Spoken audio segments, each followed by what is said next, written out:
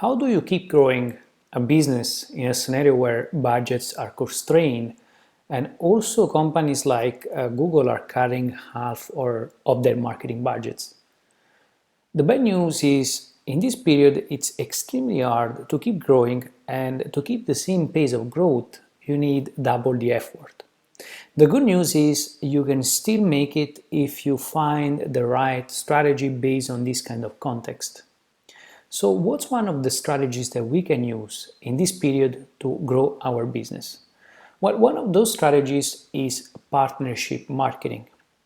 In partnership marketing, two or more companies come together and they try to add more value to their existing audience. At the same time, they add more value to each other and they expand their markets.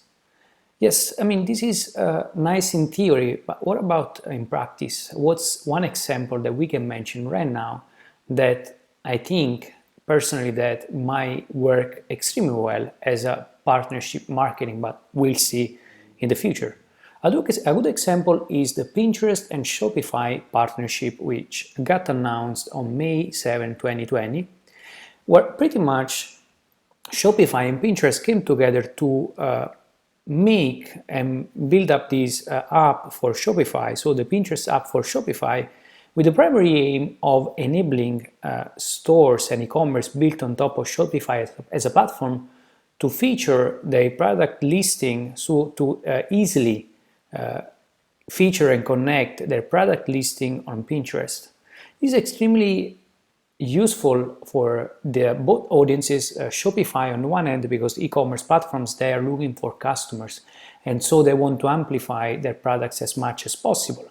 So this is extremely interesting because they can integrate in a matter of minutes their own product listing and amplify it on Pinterest so that more people can look at it and really go back to the store, or also directly buy through Pinterest.